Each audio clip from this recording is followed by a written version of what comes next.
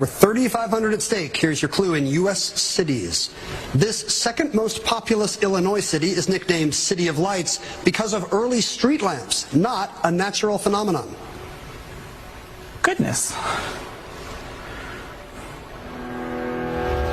The Kane County clerk tells us there were already more early votes cast than this time 4 years ago. Fueling the motivation to vote for some appears to be the race for mayor in Aurora, the state's second largest city. Challenger John Lash is a former naval intelligence officer and union carpenter. An alderman at large for Aurora, he wants to see ethics lead city projects, he says. In Aurora, we're definitely going to have to focus on making single-family homes more affordable. Welcome into Election Night 2025. Let's go now and hear from John Laesch. The number one thing I want to make sure is that your city government and the John Laesch administration works for you, the Aurora taxpayer.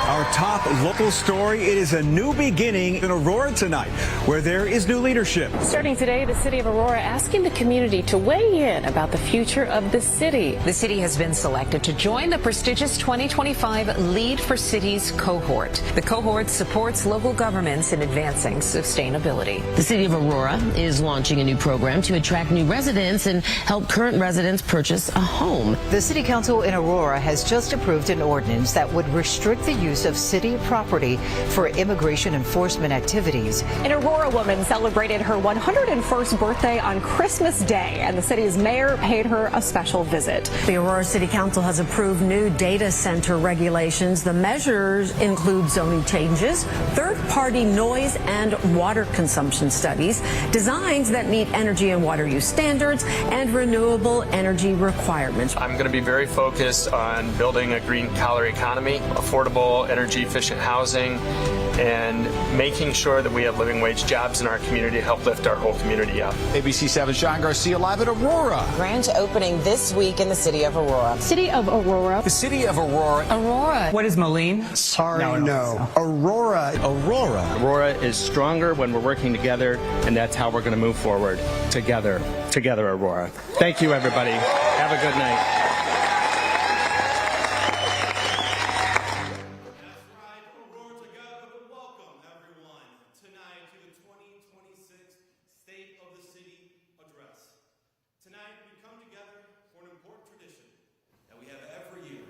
My name is Tony Martinez. I'm the Chief Communication Marketing Special Events Officer here for the City of Aurora.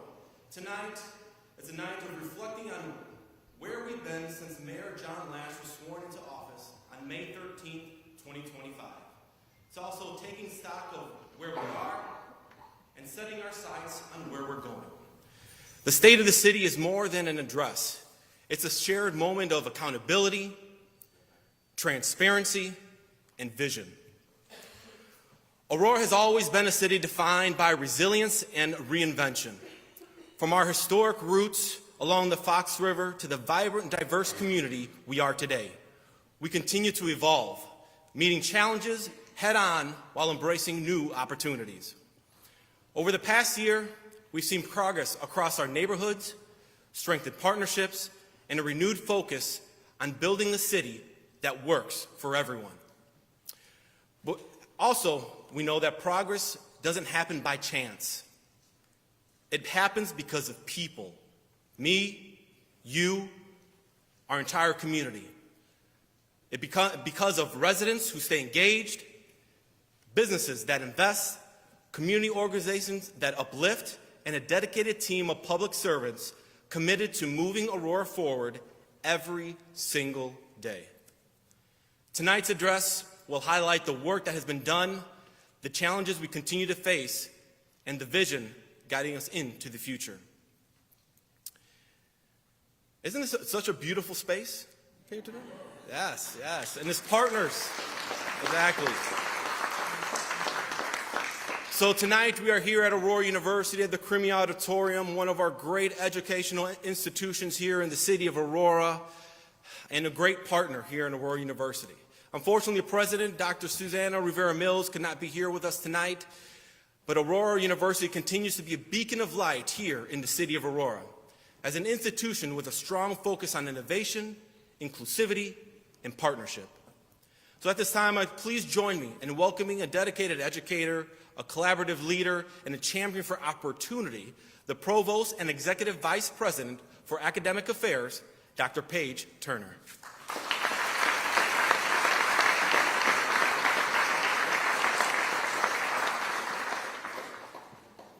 Well, good evening. Thank you so much for the response. I am Dr. Paige Turner, and it is my privilege to serve as Provost and Executive Vice President for Academic Affairs here at Aurora University. I am honored to welcome you to our beautiful campus, which, by the way, was ranked in the top 25 by U.S. News & World Report of most beautiful campuses. Yes.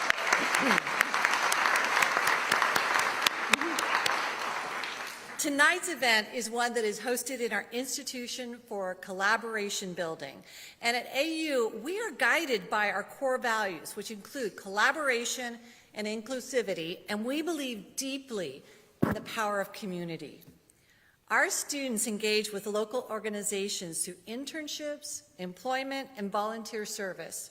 And our faculty stay closely connected to the professional world by working alongside local businesses and nonprofits and bring these insights directly back into the classroom, which is why we were also recognized by U.S. News & World Report in the top 20 for social mobility, meaning our students come to us and they leave us and have better lives, their families have better lives, and the community has better lives. And while we're beautiful, that's probably the most important thing as part of our mission. Yes? Yes. Together, we are building something shared, an institution and a community that works together and strengthens each other.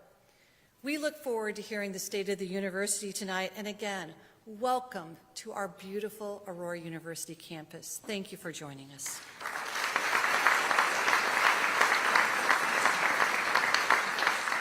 Thank you so much, Dr. Turner. Yes, Aurora University is a great partner. They're a great partner like a lot of other partners and organizations and elected officials that are here with us this evening. So at this time, I would like to recognize some elected officials and partners that are with us that help support the City of Aurora, our youth, and our community here in the City of Aurora. So we start off with some educational institutions. Obviously, we have Aurora University. We have higher education. I know we have the president of Waubonsie Community College, Dr. Brian Knettel, with us here. Dr. Knettel. We are fortunate to have some great school districts here in the city, serving the City of Aurora. I know we have a few actually superintendents here. District 131, Dr. Bob Halverson.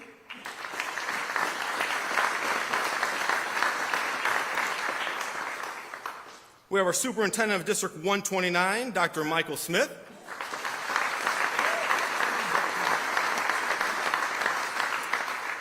We have Superintendent of District 204, Dr. Adrian Talley.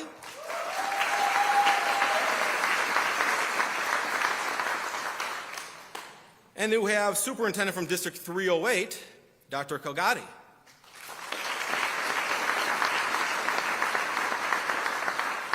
And as we go, we have multiple elected officials here with us this evening. So as I call your name, hopefully I don't forget any, but if I do, don't worry, I'll get to you in the rest of the evening.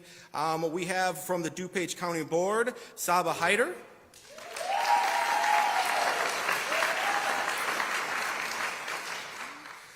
We have from Karina Villa's office. I think we have her mom here tonight. We have Emma Villa.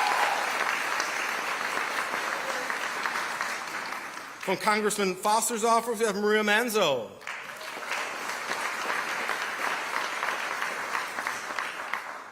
Also from the Fox Valley Park District, we have Mavis Bates. No, not Mavis Bates, sorry, hold on. Sandy Schmidt. And Kane County Board Member Mavis Bates. So please, if we have any other elected officials here, can you please stand up to please be recognized? There we go. All right. Thank you so much for being here tonight. I know we have school board members, other members of our community. Thank you. So now we go to our local elected officials. Don't worry, City Council. I wasn't going to forget about you. Now that would have been a shame, or I probably wouldn't have a job here. I'd like to introduce our city council members. So first we have our alderman of our first ward, Mr. Dan Barrero.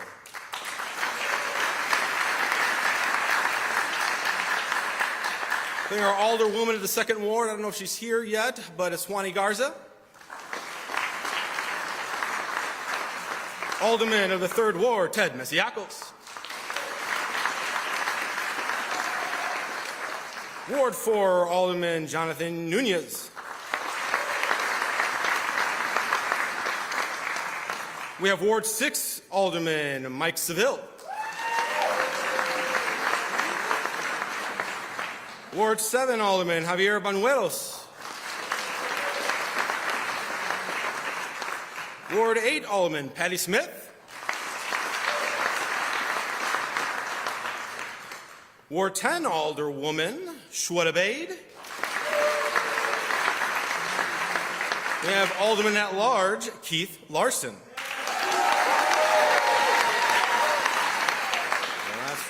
That's right. So, playing on with the theme of people and planet first, we wanted to recognize individuals and organizations that are really carrying out the mission of what we are doing here in the city of Aurora today. So we have 4 awards we would like to recognize this evening. Those awards are the Climate Justice Award, the Justice Award, the Service and Volunteer Award, and the Cultural Award. Our first award this evening, the Climate Justice Award, goes to West Aurora School District 129.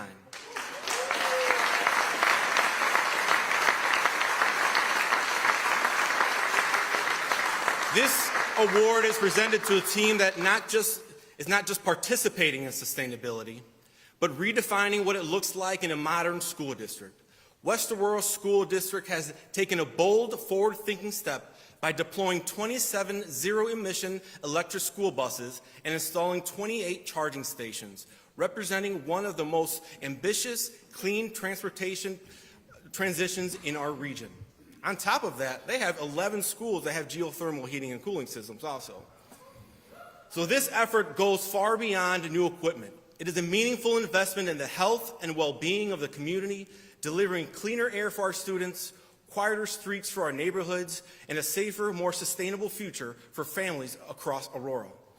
In doing so, West Aurora is not only leading by example, it's setting a new standard for innovation, environmental responsibility, and community leadership. Their work reminds us that climate action is most powerful when it is local, tangible, and centered on people. So let's give another round of applause for West Aurora School District 129. Now we have our Director of Transportation there, and I know the team does a wonderful job at District 129, so thank you so much.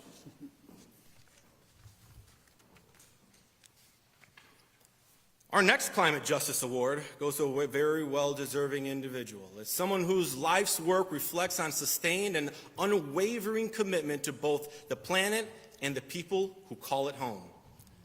Mavis Bates.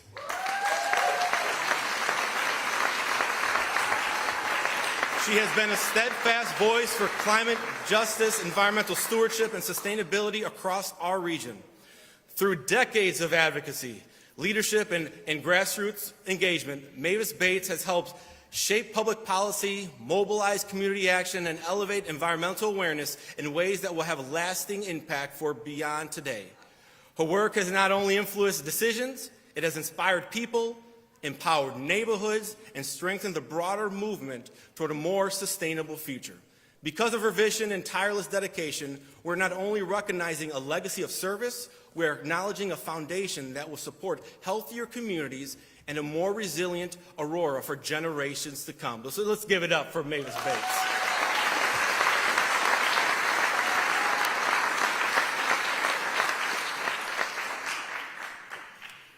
Our next category for awards are our Justice Award. Our first Justice Award recognizes a team whose work is defined by courage in action and compassion in practice. Aurora Rapid Response.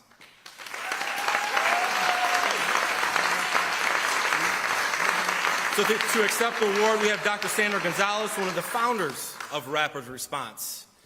And Aurora Rapid Response has served as a steadfast presence in our community, meeting moments of fear and uncertainty with preparation, education, and support. For over a decade, through community education, advocacy, and its Migra Watch efforts, this organization has worked to protect the dignity and rights of residents while strengthening awareness and resilience across neighborhoods. Their work is grounded in vigilance, but also in care, ensuring that people not only are informed, but they're also supported. In every effort, Aurora Rapid Response reflects the very best of our community's values: solidarity in difficult moments, commitments to justice in practice, and an unwavering belief that every resident deserves to feel safe, seen, and valued here in the city that they call home.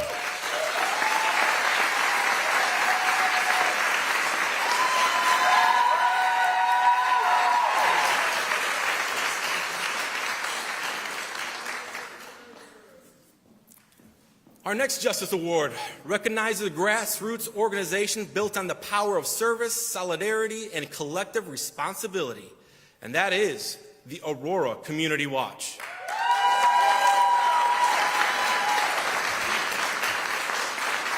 They have become a steady and trusted presence in our neighborhood and across our city, with members who consistently show up for their neighbors in moments in need and in moments they often go unseen. Through their ongoing commitment to community safety, mutual aid, and neighborhood support, they help ensure that those who may be vulnerable are not overlooked or left behind. Their presence is not defined by authority, but by accountability to one another, by the simple but powerful belief that safety is something we create together.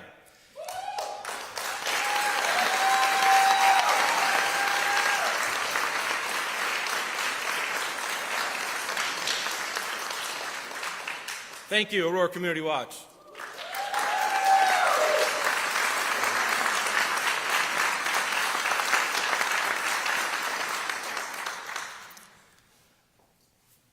Another recipient of our Justice Award here this evening is Resistencia Comunitaria Patrol Team. Our final Justice Award honors a group whose courage, discipline, and commitment reflect the highest ideals of our city. Resistencia Comunitaria Patrol Team has consistently stood firm in moments of uncertainty, stepping forward to support neighborhoods, our neighbors, provide presence where it is needed, and help foster a greater sense of safety and stability across our community. So representatives for Resistencia Comunitaria, please receive the award.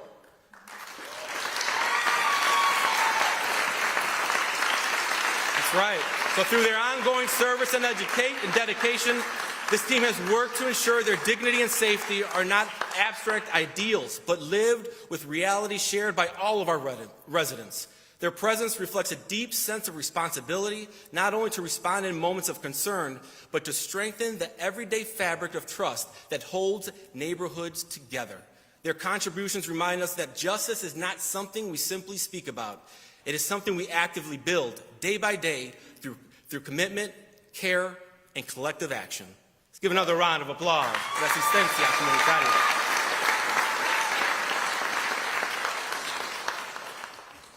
Our next category is Service and Volunteer Award.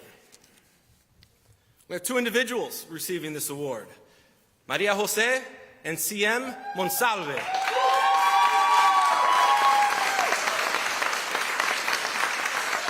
Maria Jose and CM Monsalve have become quiet but powerful pillars of care for some of Aurora's most vulnerable residents here in the city of Aurora. Day after day, they show up consistently with compassion and purpose, serving at the warming center where they prepare warm, nourishing breakfast and lunches for every guest who walks through the door. Their impact extends well beyond the single space.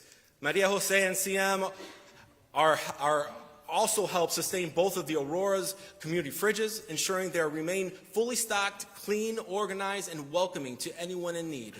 This steady commitment transforms basic resources into something deeper: dignity, stability, and a sense of belonging. Through every act of service, they remind us that generosity is not only measured in what we give, but in the care, respect, and humanity we extend to one another. Their work nourishes not just bodies, but spirits, and strengthens the moral fabric of this community. Let's give another round of applause. Thank you.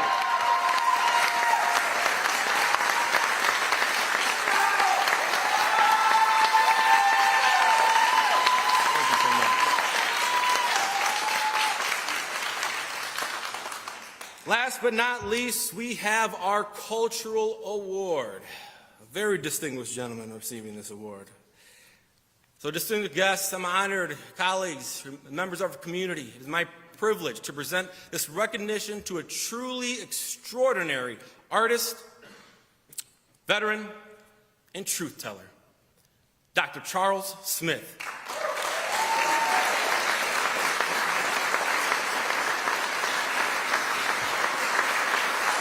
That's right. That's right. Look at this man.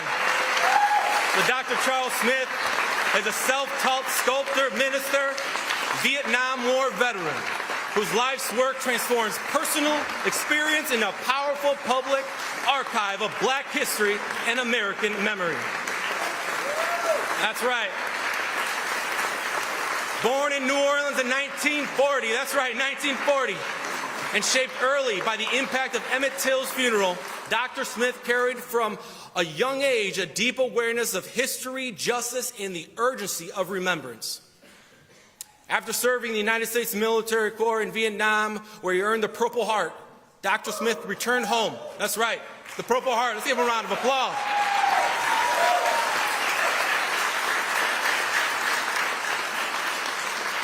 He came home carrying the weight of war and PTSD. In 1986, he came back to Aurora. That's right, Aurora, Illinois. He turned art as a path toward healing, beginning what would become a lifelong mission of creation and testimony. In Aurora and Louisiana, he built the African American Heritage Museum, filled with hundreds of sculptural works that honor Black life, military service, and historical memory.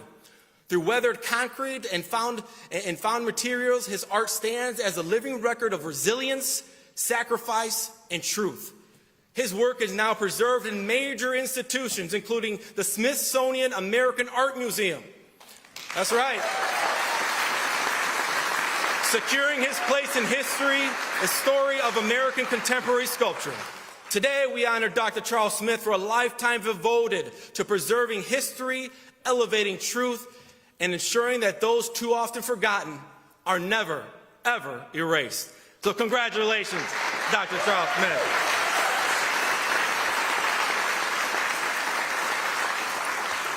And the mayor will be talking a little later about his exhibit here in downtown Aurora. So we extremely welcome everyone to go visit there, but Mayor will be recapping that in a little bit.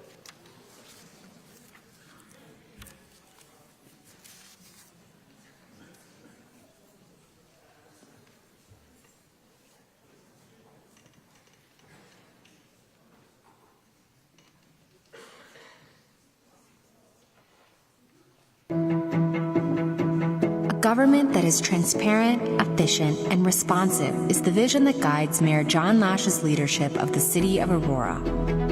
Challenging the status quo to build systems that work for everyone, not just the few, and transforming Aurora into a green-collar town where sustainability and investment in our residents' future shapes our city's identity.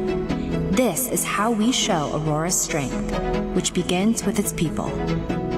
Through community, we build belonging. We cultivate a culture of volunteerism where we take care of each other and solve problems together. The foundation of a people-centered government is civic-minded residents who are actively involved in making Aurora a city where people and planet come first. It is our collective responsibility. Our city, our community, our planet.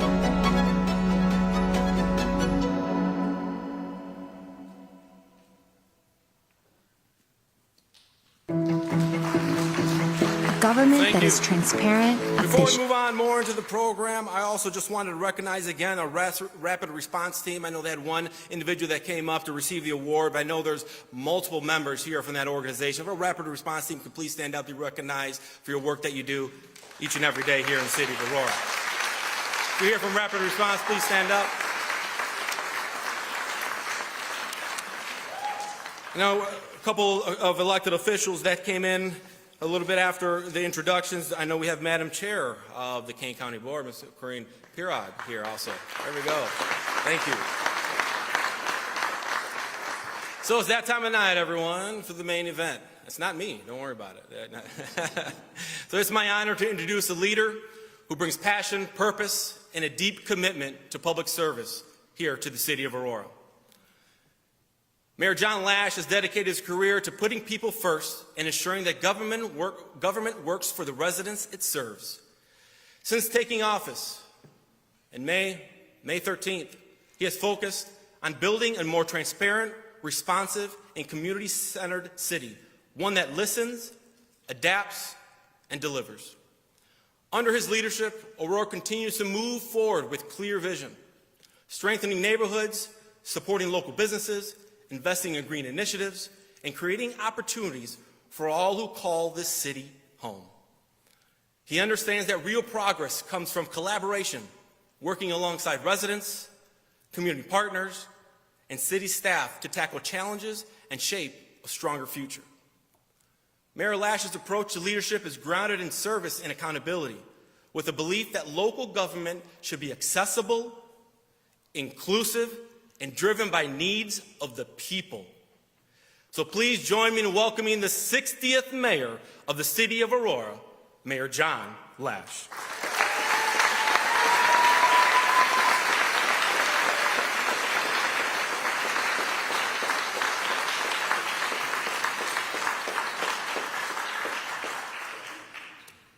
Good evening, Aurora.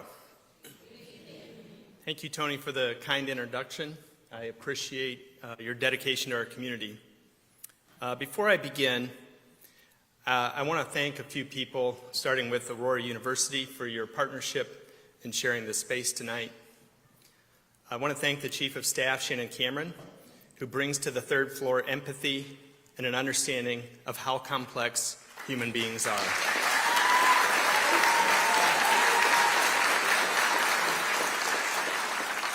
The Deputy Chief of Staff, Nicholas Richard Thompson, who brings a high level of intellect, cooperation, and a willingness to take on any task. Deputy Mayor Casey Cuevas is not here tonight. He brings a strong sense of ethics and an unwavering commitment to the people.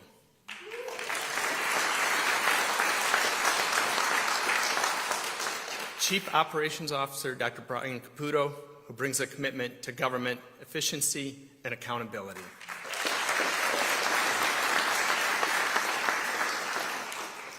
And Sylvia Vargas, the office manager and the glue on the third floor that keeps our team on task and all of us working together.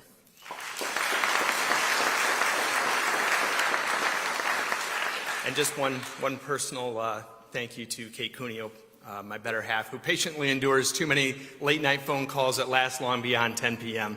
Thank you, Kate.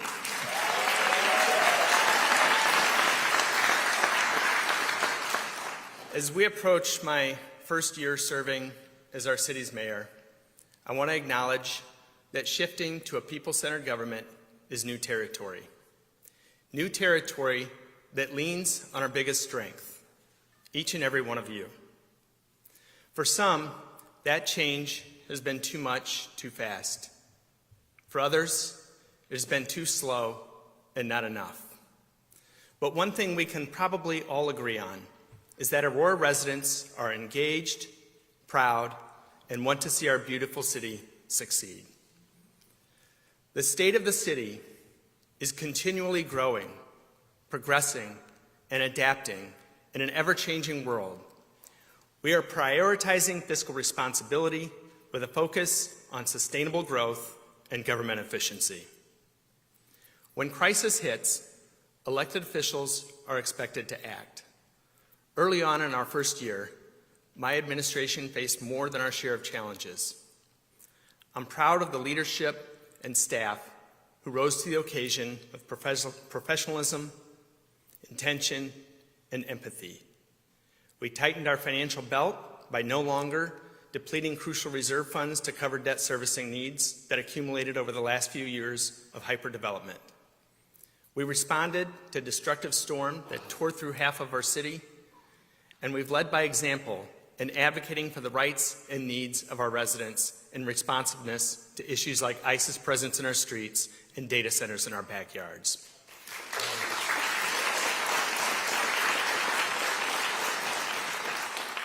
Tonight, I want you to think, what does it mean for a governing body to put people and planet first? Well, let's start with people, specifically the 1,100 plus City of Aurora employees who are on the front lines of this shift to a people-centered government. Many are doing more work with fewer staff and fewer resources. So to staff, I'd like to say that your dedication, hard work, creativity, and insight continue to be the city's greatest asset in our journey towards a more responsive and efficient government that puts our community first.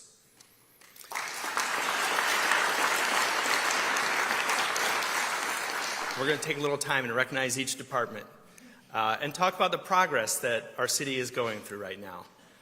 Tonight, it'll be my honor to recognize each department and their impact, starting with the Alderman's office, led by Chief of Staff Rich Jacobs. We have also 9 of our 12 members of the Aurora City Council here tonight.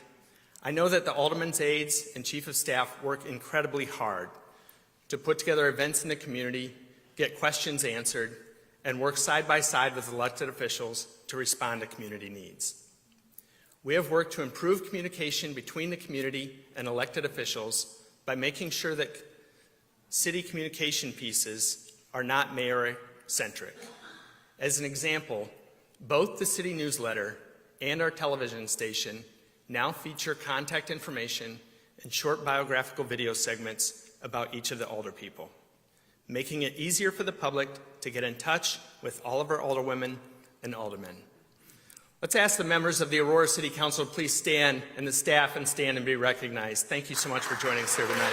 And thank you so much for all of your hard work in the community.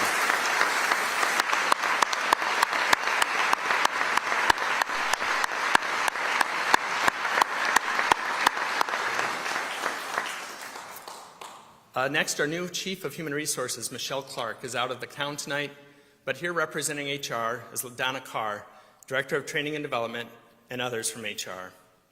The City of Aurora's HR department has been working hard to negotiate several union contracts while the city is in a constrained financial position. Recently, I communicated to both HR department and the Aurora Police Department that their #1 goal in 2026 is to fully staff our 911 call center. To reach our staffing goals, Human Resources and APD have leaned in together to overcome the challenges posed in recruiting new operators. They've taken a fresh look at our approach. That partnership is delivering results.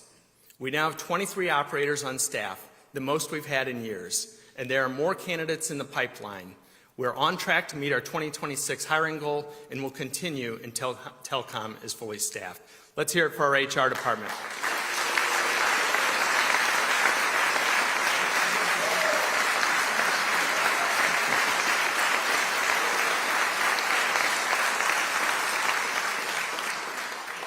And next, the City Clerk's office is a small, dynamic, hardworking group of people headed by our City Clerk, Jennifer Stallings.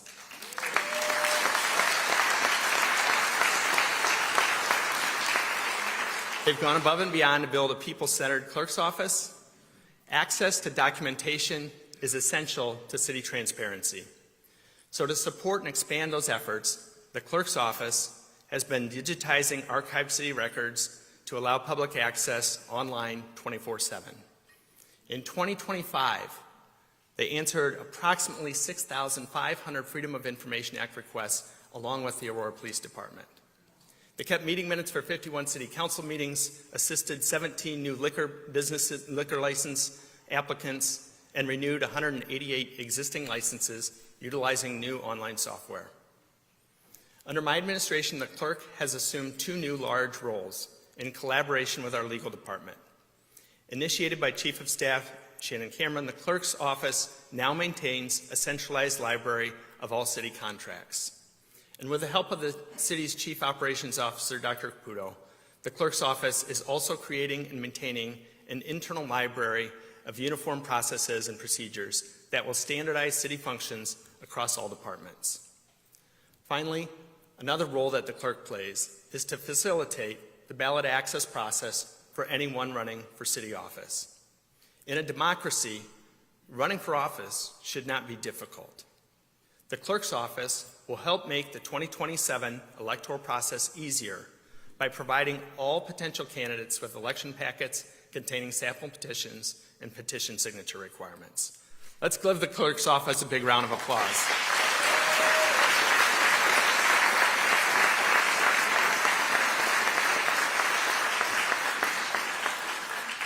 Next, I want to recognize the City of Aurora's new Corporation Counsel, Yordana Wysocki. Before taking office, I was stunned at the sheer number of lawsuits I would be inheriting.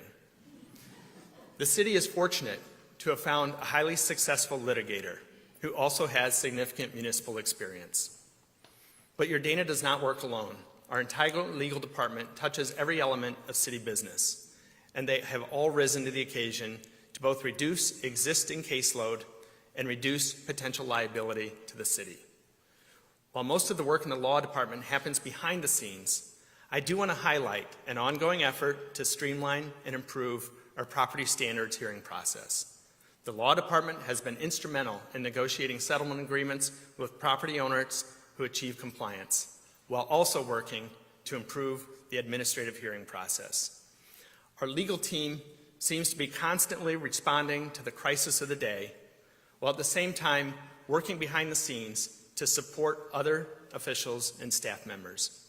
I'm consistently impressed by their professionalism, efficiency, and ability to adapt to the ever-changing needs of our city. Let's give it up for the law department.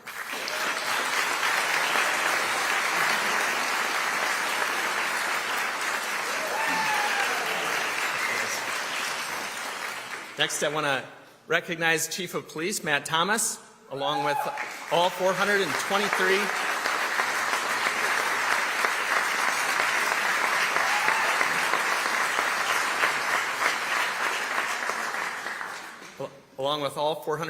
sworn and non-sworn professional staff members who proudly call themselves the Aurora Police Department.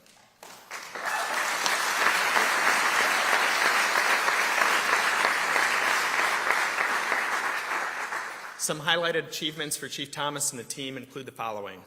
In 2025, our 911 call center handled 158,000 calls for police department and 24,000 calls for the fire department. The call center is a key component to emergency response system, and I want to recognize the professionalism of the operators in the call center.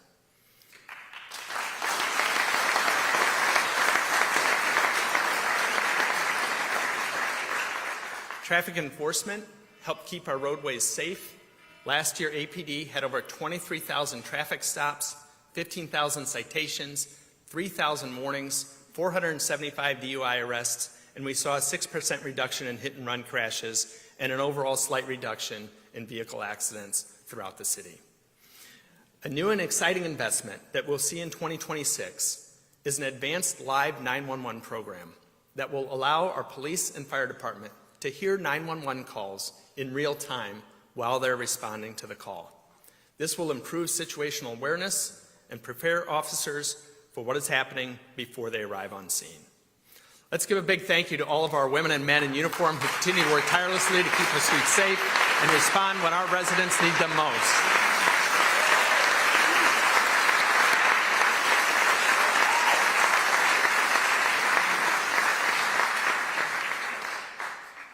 Next, I want to acknowledge Chief Kevin Nichols' effort to keep the City of Aurora's fire department together over the past few months of transition. In 2025, the Aurora Fire Department demonstrated an impressive level of service. Throughout the year, they responded to a total of 368 fires, an extraordinary 18,202 ambulance calls. They successfully performed 62 extrications and responded to 1,300 motor vehicle accidents. the department has gone through a number of significant changes. This spring, we opened both Station 13, a brand new fire station, and Station 9, a replacement station. Both stations came in under budget, saving the city $325,000. Finally,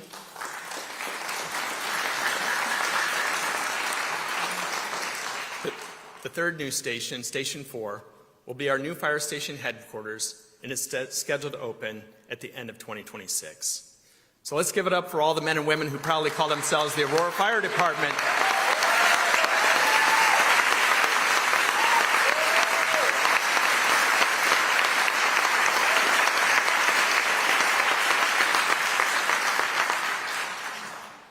Next, I want to acknowledge the Chief of Communications, Marketing, and Special Events, Tony Martinez, who introduced me tonight, and their team is the one that put this event together. Mr. Martinez has the opportunity to work with some of the most creative writers and video producers in the city. Our special events team created and executed over 75 special events and permitted 100 other community events in 2025. The brand and marketing team continues to update our website, build out special web pages, and produce numerous graphics for city functions.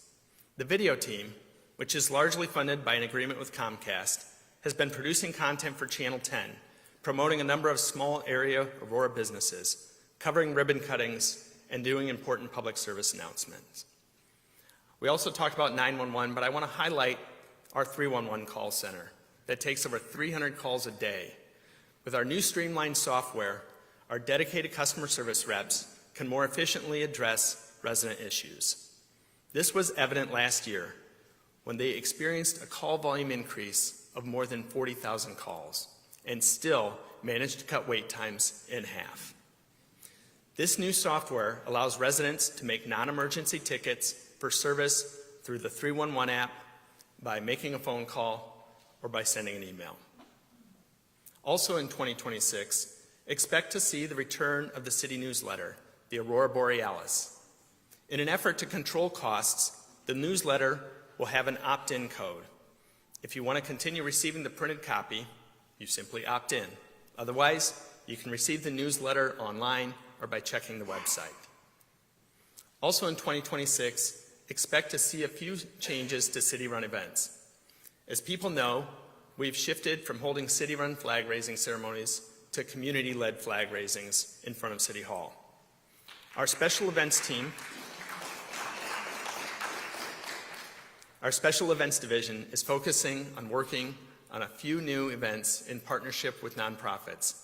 Last weekend, we worked with the Indian American Heritage Outreach Advisory Board to host the city's very first holy event, the Festival of Colors.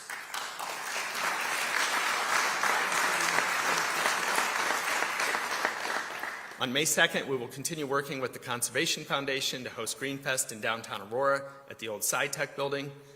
Later this year, our team will work with Alderman Benuelos on a Dia de los Muertos event, and we will continue to work with Alderman Mesiacos and the Aurora Land German Heritage Society on their second annual Oktoberfest at Phillips Park. We want to continue to grow that event and see it be a big success in 2026. Finally, I'm pleased to announce that this year the City of Aurora will be partnering with a local nonprofit to host Juneteenth in downtown Aurora. So let's give it up. Let's give it up for our Communications and Marketing and Special Events team. Without them, tonight wouldn't be possible. Next, please recognize Chief of Community Services, Nicole Mullins, and her team.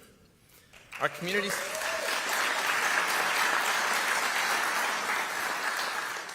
service department took the biggest hit during the financial realignment for the 2026 budget, and they continue to produce impressive results.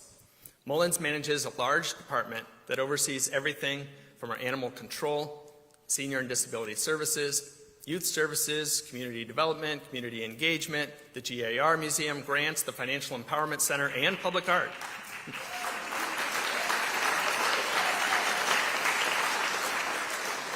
Aurora residents have, over the years, demonstrated a willingness to be engaged and involved in seeing our city continue to grow and remain a friendly place to live and raise a family. To support community feedback, about wanting more opportunities to be involved, Community Services, in collaboration with our marketing director, Eduardo Costel, is excited to launch our new volunteer portal. Head over to the volunteer portal and sign up for our citywide cleanup scheduled for April 25th throughout the city. And I gotta be honest, to me it's really proud to lead a city of people who have such a desire and willingness to step up for initiatives to improve the quality of life of our neighbors and the beautification of our neighborhoods. And if you want to sign up, there's going to be tables outside, and you can sign up outside as you exit the building. Here's a short video about volunteering. In Aurora, our greatest strength is each other. Our city's culture lives in our diverse and vibrant community, ever growing, ever changing. What never changes is our commitment to creating the spaces where neighbors come together, take initiative, and shape a city led by your voices and your actions.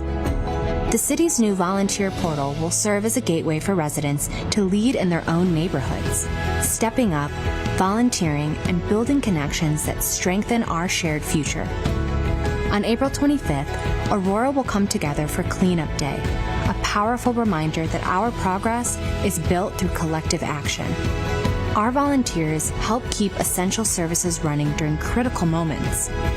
This shared responsibility, this pride in shaping Aurora's future with our own hands, is what will continue to define our city for generations to come.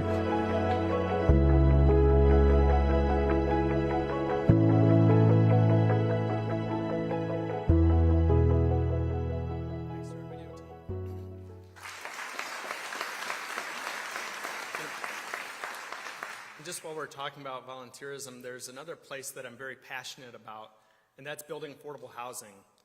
Habitat for Humanity also has a volunteer table here. If you want to sign up and join the mayor's construction team, that's right. I'll be volunteering at the Green Freedom Housing Project at least once a month, and I would love to have some help from the community to help build affordable housing for all of our neighbors here in Aurora.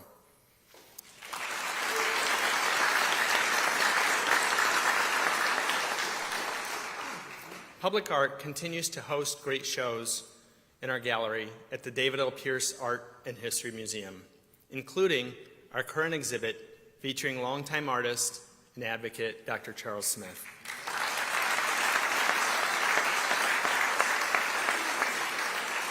While Dr. Smith's work has received recognition across the country, he has not always received the same respect and appreciation when he called Aurora his home. Dr. Smith's life and legacy is a testament to the need for equity in the arts, both in policy and in how creative opportunities are made available to the many talented creatives who call Aurora home.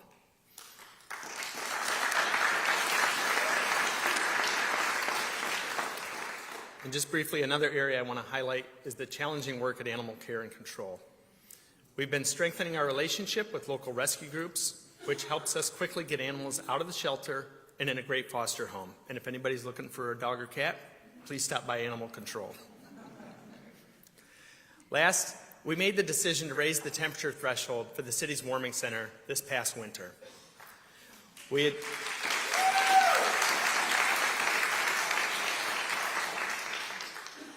adapted a city-owned building to ensure all residents had a place to escape the elements. There's a lot of work that went into that effort, and I want to recognize the season's partner, Becoming Oswego Church, for pulling everything together. So please recognize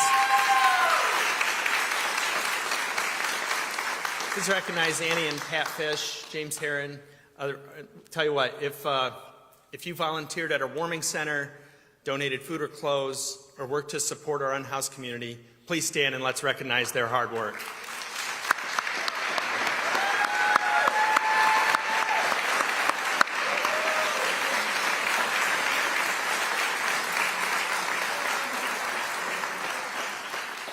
I'm just going to go off script for a little bit.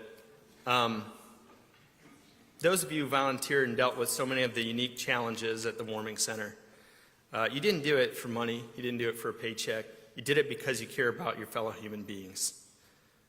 And that is the kind of love that can transform Aurora and potentially transform society. So once again, thank you so much.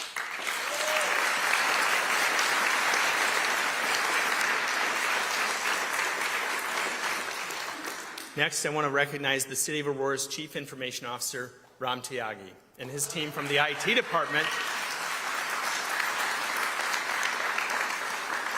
It's like about a budget theme you're about to hear, but I want to commend the IT department for saving the city $6.75 million through budget savings, strategic vendor negotiations, and identifying unnecessary spending.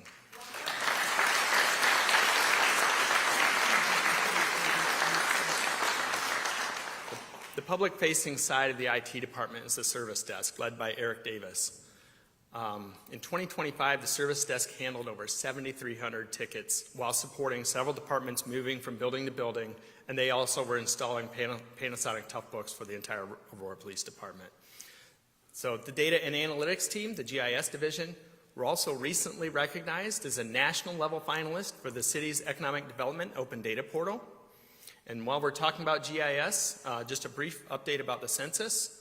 For those who are not following the census recount effort, the city was miscounted during the 2020 census, and we will ultimately lose an estimated $43 million in federal funds because of that error. Tim Shields from GIS is also really stepping up to lead the city's census recount. The GIS department designed software that will help census canvassers track progress in real time. In 2026, the city is pursuing a new construction recount to try and improve our financial position. But unfortunately, the federal government, once again, is shut down and has paused the recount effort for a third time. But when the federal government gives us the green light, it will be all hands on deck to make sure that we execute the recount under Tim's leadership. Thank you, Tim.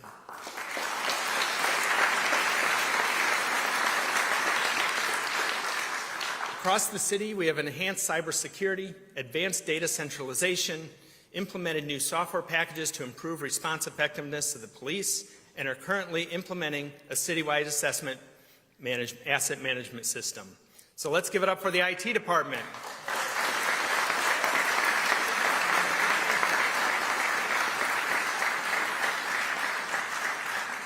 There they are, they're finally standing.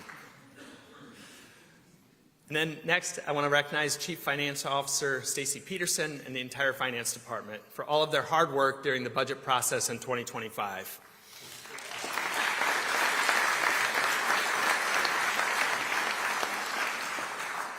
Honestly, this was the hardest part of my first year in office, and we're all hoping for a much easier adjustment in 2026.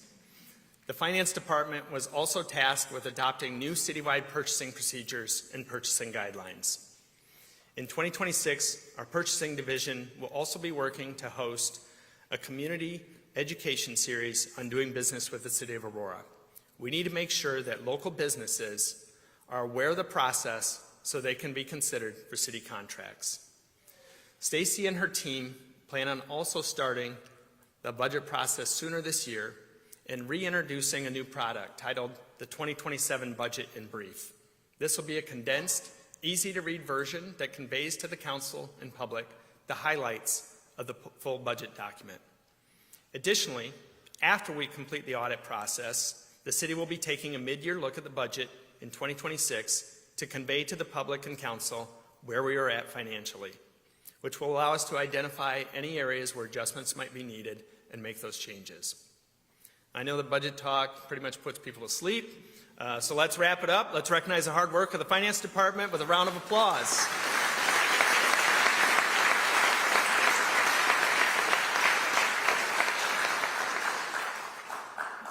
Next, our Public Works Department is one of the largest departments after a significant consolidation, and they have a highly efficient management team led by Public Works Chief Jason Bauer. Our Public Works Department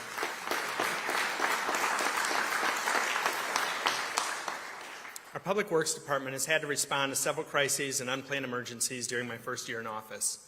First came the storms that ravaged the west side of our city. Our Streets Division, Water and Sewer Division, Parks Division, and pretty much anyone who could handle a chainsaw stepped up to clean our streets, remove trees off of people's houses, and work with ComEd to restore down power lines. Then came heavy winter storms that brought 17 inches of snow within 10 days, challenging crews to work around the clock and remove snow from our streets. The next unplanned emergency was a leaking 36-inch water main that provides fresh drinking water to more than half the city. City engineers found the least disruptive and most affordable way to repair the line by utilizing a durable liner. Repairs took place in freezing conditions, and city staff worked around the clock with a contractor to get the job done. It's the same way that police and fire work in adverse conditions to meet the needs of our residents. It is important to remember that Public Works is also part of our first response system.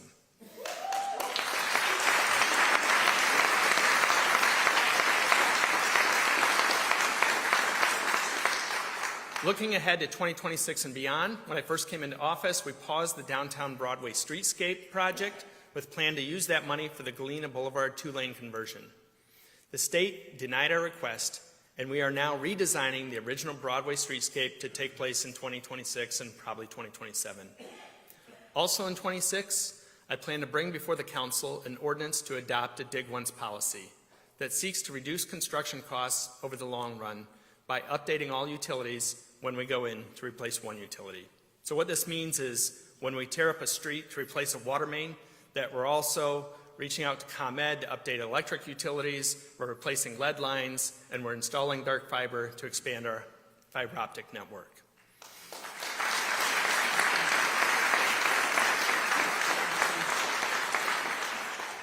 Another exciting initiative that I seek to implement during my first term is a shift towards adopting a Strong Towns urban design model. Strong Towns is a growing movement across the United States that seeks to rethink how we get from point A to point B. The old way of thinking promoted moving traffic as fast as possible. The Strong Towns model seeks to move people as safely as possible. It's a growing trend that will utilize more roundabouts, pedestrian islands, and well-designed intersections to reduce the number of accidents. Let's take a minute to recognize all of the women and men in our Public Works Department.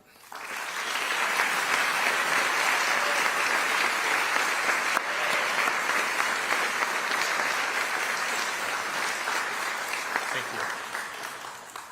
And next, I want to recognize Chief John Curley of our Development Services Department and the entire team of strong leaders who have one of the most challenging jobs in the city, maintaining property standards and dealing with people who started a building project before they obtained a building permit.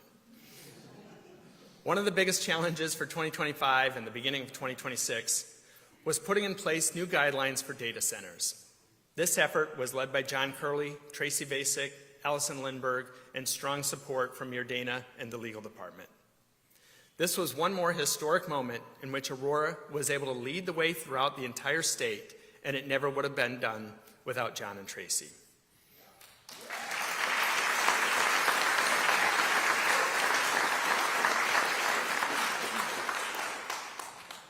Some of the Development Services goals for 2026 include adopting improved energy efficiency standards for commercial and residential buildings. We're also working to standardize property standards enforcement procedures and train a number of new people in that division. One of the problems that we face here in Aurora is a number of small contractors or homeowners who start construction without a building permit. As a result, this creates a greater risk for house fires from faulty electrical work. In 2026, our Building and Permits Department will be putting together training sessions for small contractors to make them familiar with Aurora's processes and building codes. We're also implementing a STAR contractor program to make it easier for homeowners to find contractors who will do it right the first time.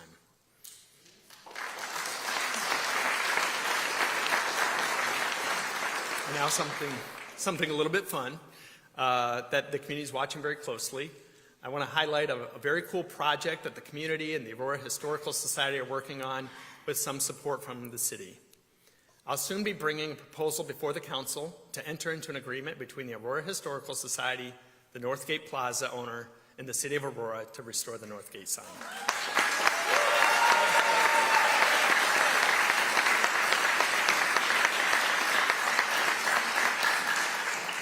There's a lot of energy and enthusiasm because a lot of Aurora residents have fond memories of this sign.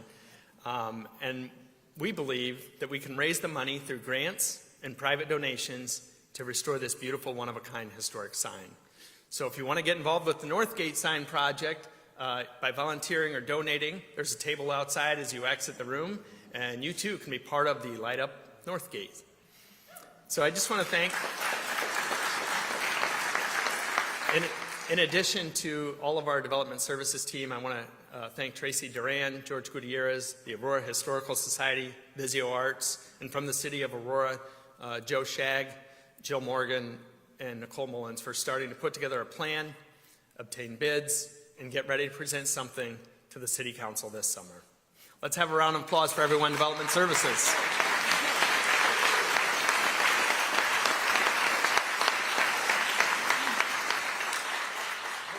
Next, and equally exciting, for the first time in Aurora's history, we have a Department of Sustainability.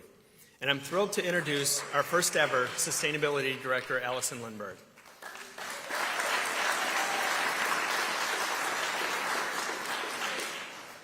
The Department of Sustainability, Development, and Business Opportunities works collaboratively in advancing initiatives that will address the climate crisis. My long-term goal is to make Aurora the green building capital of Illinois and the Midwest. In their first year, the Department of Sustainability opened the first ever official CEJA Workforce Development Hub at our old water and sewer building at 649 South River Street. The CEJA program is state funded and aims to support students who might have slipped through the cracks in our traditional education system or they're rejoining society after serving time. We want to give people looking for a career in a growing industry an opportunity to re-educate themselves for the coming green collar economy. Moving into 2026, both our economic development team and sustainability team will be working hand in hand to create a low-interest loan program to incentivize more energy-efficient housing and use of alternative energy. As energy prices continue to soar, we want to make sure that Aurora residents can afford to heat and cool their homes, and our sustainability team will be working hard to get us there.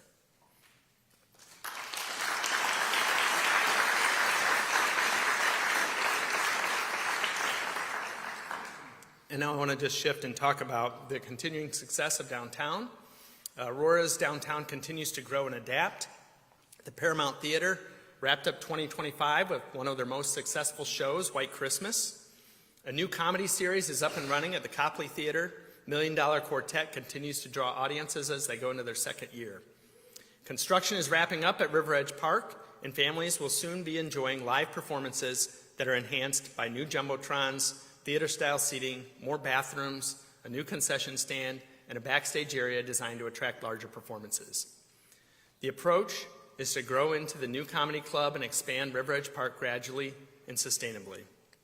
Finally, yesterday, a little bit of good, exciting news, I received word from ACA leadership that they have just signed a contract to bring the band Third Eye Blind to River Edge Park August 23rd. So mark your calendars.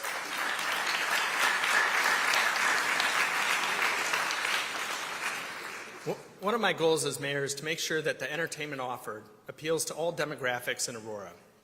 To make this happen, I've been working with city staff and ACA leadership to vet and bring forward the most diverse board of directors in the history of the Aurora Civic Center Authority.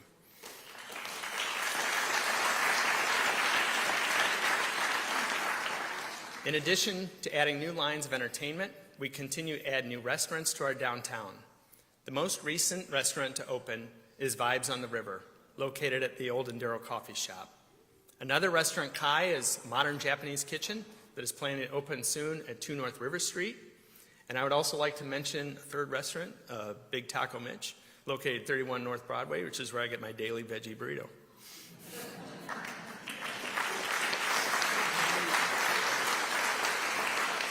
As the casino is preparing to move from downtown to the Farnsworth I-88 interchange, we're getting ready to better support theaters, River Edge Park, Chris Kindle Marketplace with new parking spaces.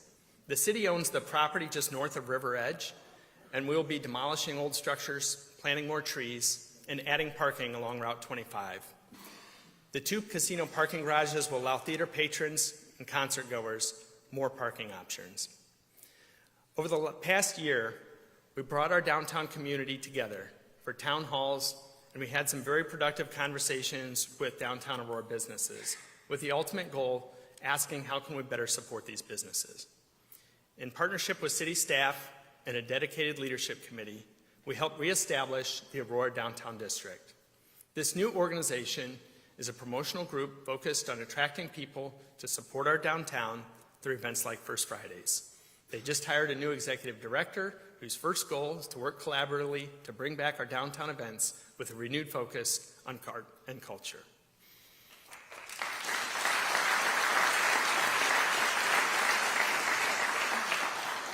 We're also adding more events to support the downtown. On Saturday, May 2nd, Green Fest will be relaunched at the old SciTech building. I already mentioned that. On Sunday, May 3rd, the downtown district will be hosting a brand new family-friendly event with characters from a galaxy far, far away to take over the Water Street Mall, so make sure to bring your kids for some photo ops. On Friday, May 15th, from 5 to 9 p.m., our first food truck festival will take over Benton Street. This is a fun, popular event that draws large crowds and visitors from neighboring towns. In 2026, I will also be introducing 2 other initiatives that will support the business community across the City of Aurora. First, we'll establish a business concierge service to help businesses navigate everything from licensing, permitting, inspections, zoning, site selection, and creative financing options like our new revolving loan fund. Second, our new revolving loan fund. We're working to craft a small business loan fund that will be managed like a bank to offer low-interest loans for businesses that are facing property standards violations or remodeling old buildings or just need a little extra support. We hope to have a comprehensive proposal ready for the council by late summer. Finally, I want to talk a little bit about Factor 75, an update on Factor, a food production facility in Ward 5, Aurora's west side. Residents near Factor expressed concerns about diesel fumes, so Factor installed an electric solution known as shore power. As a means of reducing exhaust, instead of running the engines of refrigerated trucks via diesel, they're now able to connect to an electric power outlet and reduce emissions and pollution. 40% of the trucks that use this facility have been adapted with shore power. Factor is also installing state-of-the-art hydrodynamic custom odor scrubbers on the rooftop. We expect that due to these improvements, air quality will improve significantly by June 2026. Finally, Factor is in the process of modifying its exterior lighting by installing lower intensity lights and adjusting the beam angle to lessen the impact on neighboring properties. Factor's made significant investments in the facility and in our community. They recently donated 6 refrigerated trucks to local food banks and donated 3.4 million pounds of food to those in need. As mayor, I'm grateful for their support, and I will continue working to make sure that all Aurora residents are able to enjoy clean, fresh air.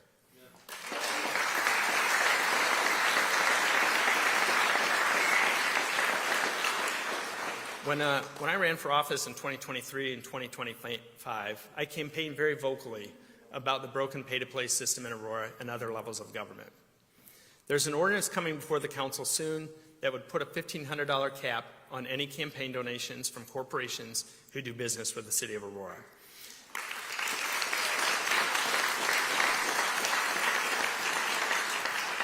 In 2 back-to-back elections, Aurora voters have said clearly that they want to do away with the broken system. On the topic of ethics reform, if you agree that a company that has city contracts should not be donating to city elected officials, then I would suggest reaching out to your alderperson and letting them know that you support the $1,500 cap and more robust financial disclosure.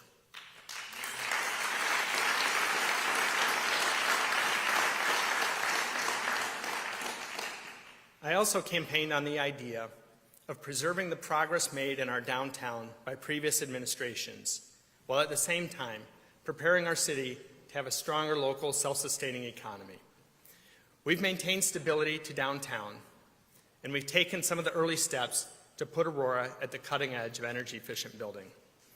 So I want to talk just briefly about the ecosystem to better understand, because I need to communicate this better, what my long-term vision for our city is. A city that works together to make sure that everyone has an opportunity to succeed. Over the coming years, you will hear me talking a lot about energy and energy efficiency, and there's a reason for this. The Earth's temperature is heating up quickly, and as the atmosphere is destroyed, the sun's rays will increase air and surface temperatures. Global warming is very real, and this graph shows just how quickly temperatures are rising. Secondly, We're facing an unprecedented rapid demand for new energy, due largely to data centers. In fact, ComEd currently produces 24 gigawatts of power throughout northern Illinois, through 6 nuclear plants, several natural gas plants, and a mixture of wind and solar energy. And ComEd is telling us that new large load customers, data centers, will need an additional 30 gigawatts of new energy, more than doubling our current energy usage. In fact, a recent Illinois Power Authority study showed potential power shortages by 2029. So Aurora has the capacity to lead by building energy efficient housing, building a renewable energy grid, and we need to focus more energy efficiency and will keep occupants cool during soaring temperatures. The German passive house has a foot-thick, highly insulated wall and over 2 feet of insulation in the attic. This home can keep a family in a comfortable room temperature in the dead of winter or the heat of summer. Aurora has already taken the first step by creating the CEJA Workforce Development Hub to train workers for advanced building science. The second step is to start building energy-efficient housing by tapping into existing incentive programs and building a low-interest loan program to make it easier for people to make changes to existing homes or new properties. Third, we're already working to bring more light manufacturing companies, train new contractors, and adjust Aurora's building codes to make it possible to build more energy-efficient housing. Fourth, we need to start thinking about building an alternative energy grid to make sure that when brownouts come, the City of Lights always shines brightly.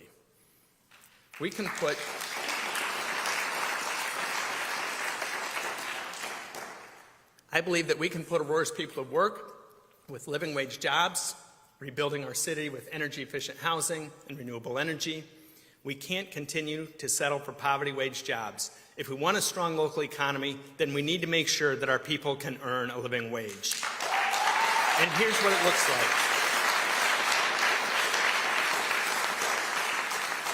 We have one more video from our video team.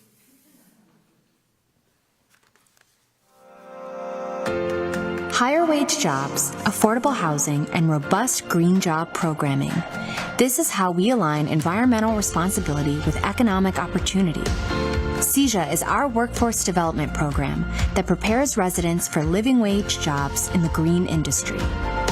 Our renewed efforts toward building passive, net zero homes to reduce long-term housing costs and environmental impacts will invest in quality living for the people who call Aurora home. We want to build an ecosystem where residents are trained, employed, and able to access the very homes and sustainable living environments they help create. An ecosystem powered by good jobs, green manufacturing and technology, and community-driven development, defined by affordability and quality of life. Because when people thrive, communities thrive. And that is how we build a future where people and planet come first.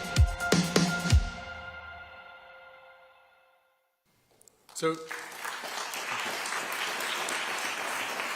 thanks again to the video team.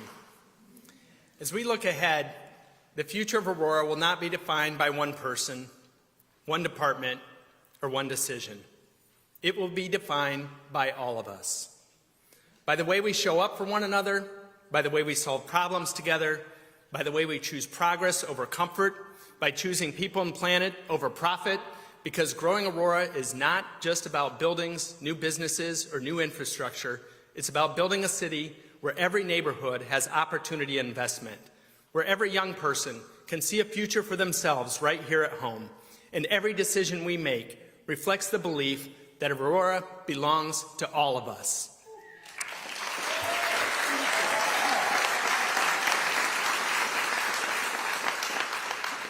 We'll grow Aurora together by strengthening our neighborhoods. We'll grow Aurora together by supporting small businesses, by investing in public trust, by expanding opportunity, by building a more sustainable future, because that is how we build a government and economy that works for everyone. That's how we build a stronger community, and that's how we build the future of Aurora. The state of our city is strong, the state of our city is growing, and the state of our city is all of us growing Aurora together. Thank you.